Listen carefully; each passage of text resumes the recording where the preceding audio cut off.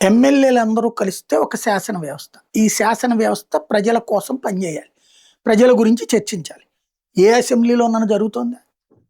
అరుపులు, కేకలు ప్రతిపక్షంలో ఉంటాయి. అధికార పక్షంలో ఉంటే బుల్డోజింగ్. అంటే మా ఇష్టం వచ్చినట్టు మేము నిర్వహిస్తాం అన్నటువంటి ధోరణి అధికార పక్షం. అన్ని శాసనసభలు అట్లాగే ఉంది, ఇంక్లూడింగ్ పార్లమెంట్ అట్లాగే ఉంది. కాబట్టి శాసన వ్యవస్థ మీద నమ్మకం కోల్పోవడంలో తప్పేమీ లేదు. నేను కూడా కోల్పోయా. నెక్స్ట్ కార్యనిర్వాహక వ్యవస్థ. ఐఏఎస్లు, ఐపీఎస్లు, ఇతర ప్రభుత్వ ఉద్యోగులు.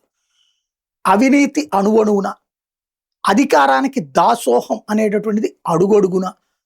మనం రాజకీయ రికమెండేషన్లతో, అధికార పక్ష రికమెండేషన్తో వెళ్తేనే పని జరుగుతుంది, లంచాలు ఇస్తేనే పని జరుగుతుంది. ఆ వ్యవస్థలు ప్రజా సేవకులు, కానీ ప్రజల్ని దోచుకు తింటున్నటువంటి వ్యవస్థలు. కార్యనిర్వాహక వ్యవస్థ మీద నాకు కూడా కోపం ఉంది. Next judiciary. ఇది రాజ్యాంగంలో 3 వ్యవస్థలే ఉన్నాయి. ఈ మూడవది జ్యుడిషియరీ. న్యాయ వ్యవస్థ జవాబుదారీతనం లోపించడం. ఇవాళ కేసేస్తే ఎప్పటికొస్తుందో తెలియదు. కళ్ళ ఎదురుగుండా క్రిమినల్ కనబడుతున్నా సరే చర్యలు తీసుకోవడానికి ఏళ్ల తరబడి సాగతీయటం. న్యాయవాదులేమో వాయిదాల మీద వాయిదాలు అడిగి వాయిదా కింతని ఆ కక్షిదారి దగ్గర డబ్బులు వసూలు చేస్తుంటే వాళ్ళు వాళ్ళ స్వార్థం కోసం చేస్తున్నారని తెలిసి ఇన్ని రోజుల్లోపు ఈ కేసు పరిష్కరించాలని తెలిసి కూడా పరిష్కరించి అంత డీప్గా ఆలోచించే తీరిక లేనన్ని కేసులలో ఒత్తిడిలో గురవుతున్నటువంటి న్యాయమూర్తులు చివరికి ఏళ్ల తరబడి, దశాబ్దాల తరబడి కేసులు సాగతీస్తున్నారు. తక్షణ న్యాయం జరక్కనే ప్రజలు ఎన్కౌంటర్లు కోరుకుంటున్నారు, బహిరంగ శిక్షలు కోరుకుంటున్నారు. ప్రజల్లోనూ న్యాయ వ్యవస్థ పట్ల విశ్వాసం కోల్పోయారు. నేను కూడా కోల్పోయా. నెక్స్ట్ 4వది. ఇది 4th ఎస్టేట్ అంటారు, కానీ అధికారికంగా రాజ్యాంగం ప్రకారం గుర్తించబడిన ఎట్లాంటి అధికారం లేదు. సాధారణ పౌరులకు ఇవ్వబడినటువంటి వాక్ స్వాతంత్ర హక్కే జర్నలిస్టులకైనా ఉంది. సాధారణ ప్రజలకు ఉన్నటువంటి వ్యక్తి స్వేచ్ఛ హక్కే మీడియాకు కూడా ఉంది. కానీ మిగతా 3 వ్యవస్థలు కూడా దీన్ని తమతో సమానంగా చూస్తున్నాయి కాబట్టి 4th ఎస్టేట్ అన్నారు.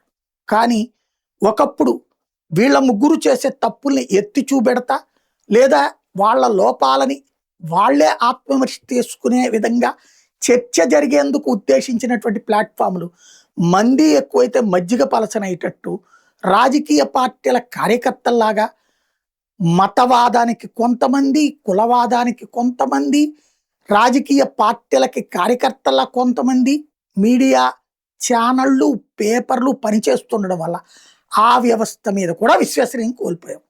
ఇది నేను కూడా కోల్పోయా. కాక్రోచ్ జనతా పార్టీ వ్యవస్థాపకుల వారు అదే చెప్తున్నారు. అన్నిటి మీద విశ్వాసం కోల్పోయాం కాబట్టి ప్రజలు ఒత్తిడి అవసరం అన్నటువంటిది. ప్రెషర్ గ్రూప్గా ఉంటామని.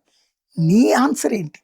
నువ్వే starting anti national, starting anti BJP, starting pro India haters, pro terrorist lovers, pro Naxal lovers. ఇంకప్పుడు నిన్నెట్లా ఆల్టర్నేటివ్గా చూడాలి? ఈ వ్యవస్థల్లో మార్పు రావాలి. జంజీ కోరుకుంటున్నది ఇన్ఫ్లుయెన్సర్లను తీసుకొచ్చి డ్యాన్సులు వేయించడం కాదు, బూతులు తిట్టించడం కాదు. అక్కడ లోపం ఉంది. ఖచ్చితంగా 4 వ్యవస్థల మీద ప్రజలు విసిగిపోయిన మాట వాస్తవం. ఒక జయప్రకాష్ నారాయణ లాంటి విప్లవం రావాలి. కానీ ఆ జయప్రకాష్ నారాయణ తీసుకొచ్చిన విప్లవం కారణంగా దిగిపోయినటువంటి ఇందిరాగాంధీ 2 ఏళ్ళు తిరిగేటప్పటికి మళ్ళీ అధికారంలోకి వచ్చిన దేశం ఇది. ప్రపంచంలో వ్యవస్థలకి మార్చాలంటే, ఇంక్లూడింగ్ ఇండియాలో సిజేపీ అయినా సరే, మనం జెన్యూన్గా ఉంటా, పబ్లిక్ దగ్గరికి వెళ్ళి ఎక్స్ప్లెయిన్ చేసుకుని ఆ లోపాలు మన దగ్గర నుంచి లేకుండా చేసి మనం ప్రత్యామ్నాయం అని ప్రజాస్వామ్యంలో ఎన్నికల ద్వారా గెలిచి సాధ్యమవుతుంది తప్పించి జంజీ ఉద్యమాల పేరుతో నేపాల్లో జరిగి ఏం మార్పు వచ్చింది? ఇప్పుడు అక్కడ మతోన్మాదులు పెట్టరేగిపోతున్నారు. విసిగిపోయినటువంటి హిందువులు తిరుగుబాటు చేస్తున్నారు. శ్రీలంకలో ఏం సాధ్యమైంది? ఏమైనా మార్పు వచ్చిందా? శ్రీలంక అభివృద్ధి ఏమైనా సాధ్యమైందా జంజీ ఉద్యమాల వల్ల?